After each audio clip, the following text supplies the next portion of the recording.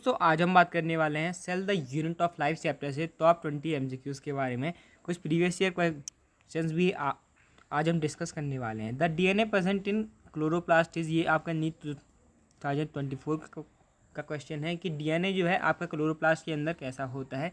तो क्लोरोप्लास्ट के अंदर डीएनए दोस्तों आपका सर्कुलर होता है और डबल स्टैंडर्ड आपका होता है बैक्टीरिया की तरह। तो इसका आपका ऑप्शन ए करेक्ट हो जाएगा। सिंगल स्टैंडर्ड डीएनए आपको कहीं देखने को नहीं मिलेगा क्योंकि वो क्या होता है, बहुत अनस्टेबल आपका होता है। इसके बाद अगला क्वेश्चन है आपका cell wall formation in bacteria is facilitated by. तो cell wall formation in bacteria आपको बताना है किसके द्वारा किया जाता है, बैक्टीरिया में कौन हेल्प करता है। तो मीजोजोम्स दोस्तों आपके जो मेम्ब्रेन के एक्सटेंशन होते हैं वो आपके सेल वॉल फॉर्मेशन में एंजाइम के कंटेंट को बढ़ाने में, रेस्पिरेशन में, इन सब कामों में मदद करते हैं। तो इसका आपका ये बी ऑप्शन करेक्ट हो जाएगा। इसके बाद अगला क्वेश्चन है आपका which of the following represent sister chromatids in the given figure. आपको ये बताना है कि इनमें से गिवन फिगर में सिस्टर क्रोमैटिड्स कौन सी हैं।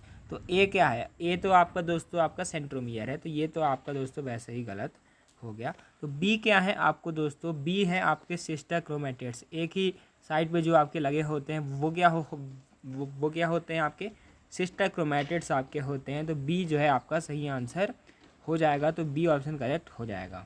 इसके बाद अगला क्वेश्चन है आपका mesosome in a cell is a. Mesosome क्या होता है, मीजोजोम आपका होता है special structure formed by extension of plasma membrane. Plasma membrane के एक्सटेंशन से जो आपके स्पेशल स्ट्रक्चर्स बनते हैं वो आपके मीजोजोम्स कहलाते हैं। तो इसका आपका सी ऑप्शन सही हो जाएगा। Chain of many ribosomes attach to single mRNA. तो एक ही एमआरएनए पे बहुत सारी राइबोसोम को हम क्या कहते हैं, पॉलीजोम या फिर पॉलीराइबोसोम हम कहते हैं। तो ये आपको ध्यान रखना है। इसके बाद अगला क्वेश्चन है आपका,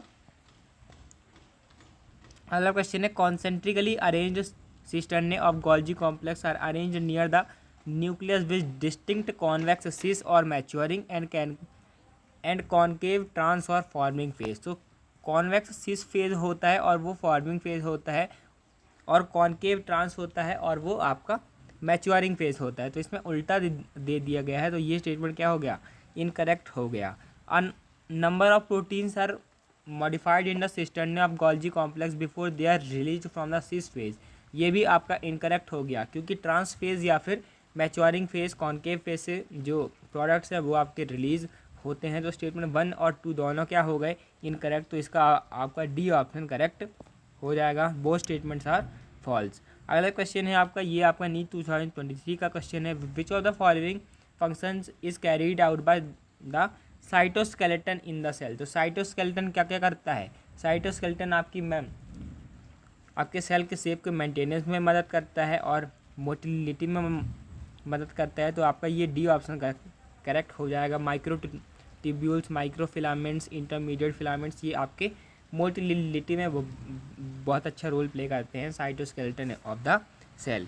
इसके बाद अगला क्वेश्चन है आपका, आपको मैच करना है। तो मैच के क्वेश्चन बहुत सारे आए हुए हैं इस बार इस चैप्टर से।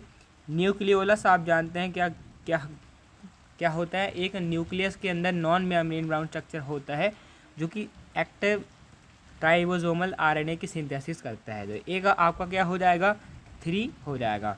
इसके बाद सेंट्रियोल, सेंट्रियोल का कार्टवील लाइक ऑर्गेनाइजेशन होता है, आप जानते हैं। तो बी का क्या हो जाएगा, 1 हो जाएगा। तो बी का दोस्तों आपका 2 हो जाएगा। ए का 3, बी का 2 आपका हो जाएगा। इसके बाद ल्यूकोप्लास्ट आप जानते हैं कलरलेस प्लास्टिड होते हैं न्यूट्रिएंट स्टोर करने के लिए, सी का 4 हो जाएगा। गोल्जी एपरेटस आप जानते हैं ग्लाइकोप्रोटीन और ग्लाइकोलिपिड बनाती हैं, तो डी का 1 हो जाएगा। तो ये डी ऑप्शन करेक्ट हो जाएगा। ये भी आपका नीट 2024 का ही क्वेश्चन था। अगला क्वेश्चन है आपका, आपको मैच करना है axoneme.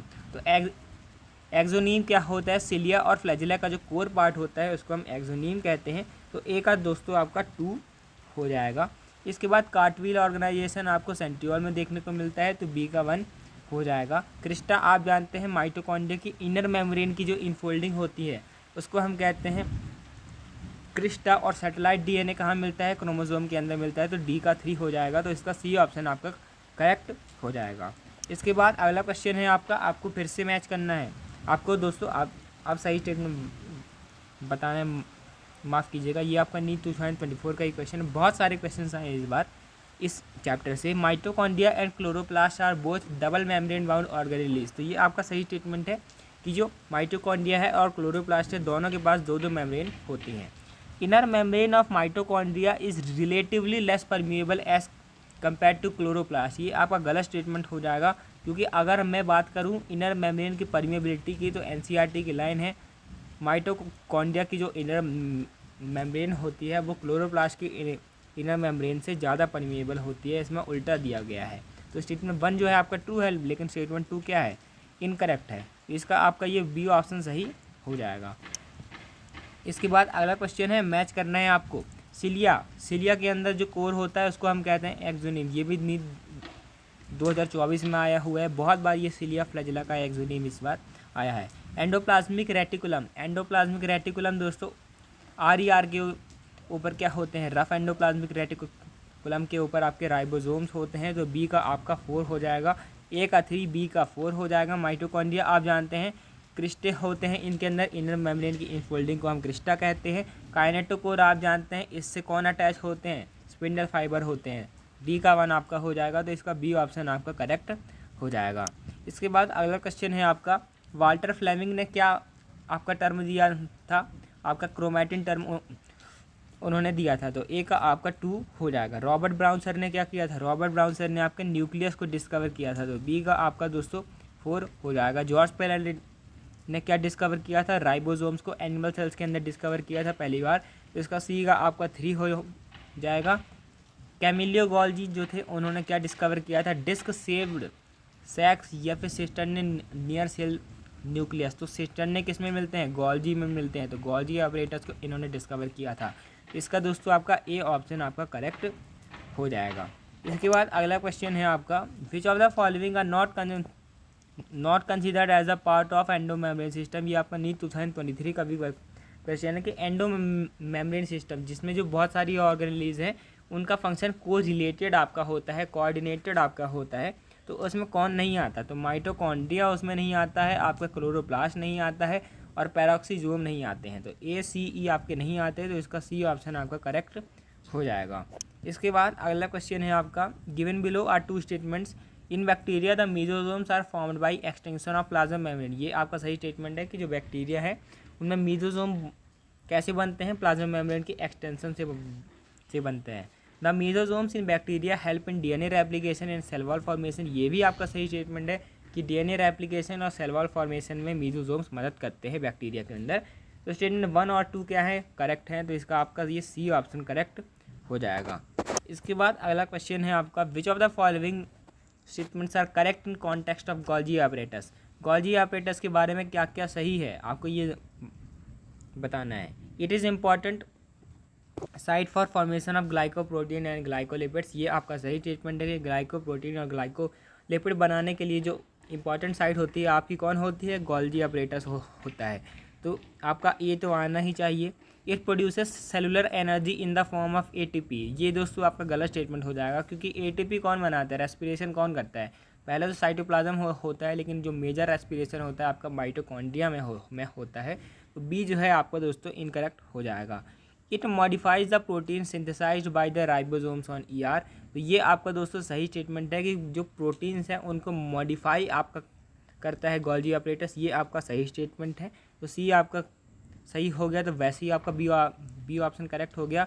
It facilitates the transport of ions. ये आपका गलत स्टेटमेंट हो जाएगा, क्योंकि एंडोप्लाज्मिक रेटिकुलम जो है आपका ट्रांसपोर्ट ऑफ आयंस को फैसिलिटेट करता है। मैकेनिकल सपोर्ट आपका गोल्जी ऑपरेटर्स प्रोवाइड नहीं करता है। ये भी आपका ईआर और जो साइटोस्केलेटन है वो आपका प्रोवाइड करता है। तो ए और सी आपके करेक्ट हो जाएंगे, तो इसका बी ऑप्शन सही हो जाएगा। इसके बाद अगला क्वेश्चन है आपका, गिवन बिलो आर 2 स्टेटमेंट्स। आपको 2 स्टेटमेंट दिए हुए हैं। Mycoplasma can pass through less than 1 micrometre filters है। ये आपका सही स्टेटमेंट है, क्योंकि माइकोप्लाज्मा खुद ही 0.1 माइक्रोमीटर के होते हैं। तो ये 1 माइक्रोन फिल्टर से पास कर जाते हैं। तो स्टेटमेंट 1 आपका करेक्ट है। माइकोप्लाज्मा और बैक्टीरिया विथ सेल वॉल्स, ये आपका गलत स्टेटमेंट हो जाएगा, क्योंकि माइकोप्लाज्मा में आपकी सेल वॉल नहीं होती है। तो ये आपका इनकरेक्ट स्टेटमेंट हो जाएगा। तो statement 1 is correct but statement 2 is incorrect. आपका डी ऑप्शन करेक्ट हो जाएगा। इसके बाद अगला क्वेश्चन है, which of the following statements concerning the endoplasmic reticulum is incorrect. आपको गलत बात बतानी है एंडोप्लाज्मिक रेटिकुलम के बारे में। SER smooth endoplasmic reticulum are sites for lipid synthesis, ये आपका सही स्टेटमेंट है कि जो SER है आपकी लिपिड सिंथेसिस की साइट होती है, हमें बताना है incorrect. RER has ribosomes attach to ER, तो ये भी आपका सही स्टेटमेंट है कि रफ एंडोप्लाज्मिक रेटिकुलम में ER से राइबोसोम आपके अटैच होते हैं, हमें गलत चाहिए। SER is devoid of ribosomes, ये भी आपका सही स्टेटमेंट है क्योंकि जो स्मूथ एंडोप्लाज्मिक रेटिकुलम है उसके पास राइबोसोम नहीं होता है, वो सिर्फ आपके रफ एंडोप्लाज्मिक रेटिकुलम के पास होता है।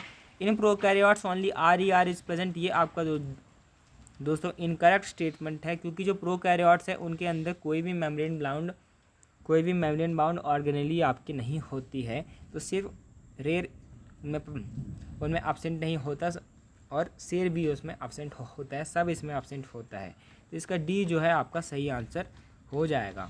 इसके बाद अगला क्वेश्चन है आपका, मैच करना है आपको क्रोमोप्लास्ट के अंदर कौन से आते हैं, पिगमेंट वाले आते हैं, तो कैरोटीन उनके अंदर आ जाएगा, तो एक आपका 4 हो जाएगा, ये भी 2024 का है। क्रोमोप्लास्ट जो है आपका कैरोटीन को स्टोर करेगा, तो एक का 4 तो सब में है। अमाइलोप्लास्ट आप जानते हैं, अमाइल जो है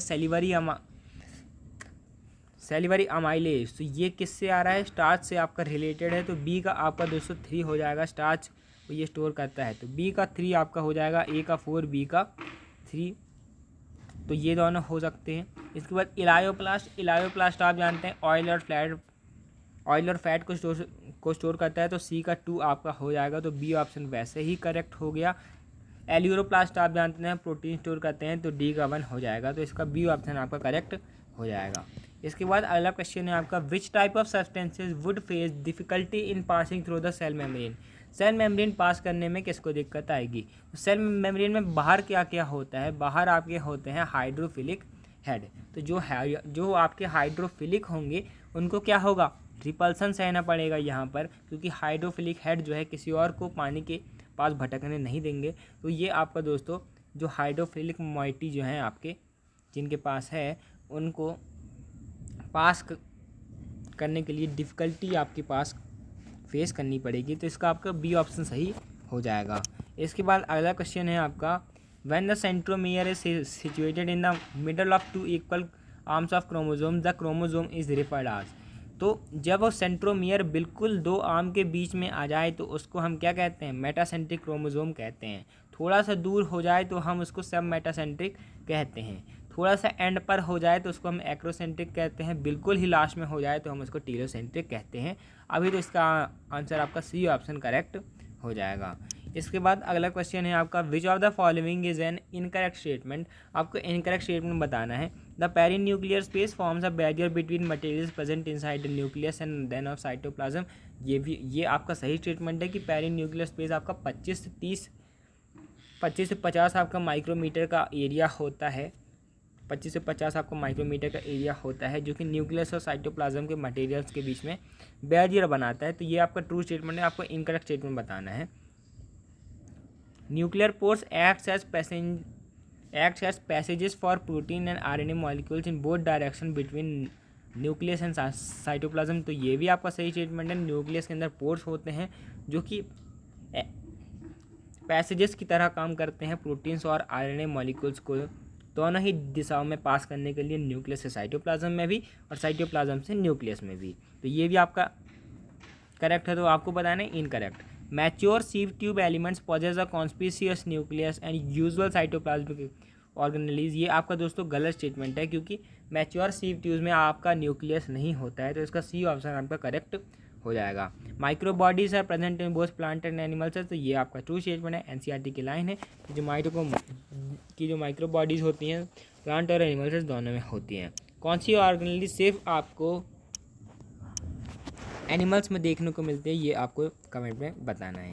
इसके बाद दोस्तों आज के लिए इतना ही। अगर आपको वीडियो अच्छा लगा तो चैनल को जरूर सब्सक्राइब कीजिएगा। डेली MCQs के लिए आप कम्युनिटी पोस्ट को विजिट कर सकते हैं, वहाँ पर हम डेली बायोलॉजी के MCQs अपलोड करते हैं। Thanks for watching, keep learning.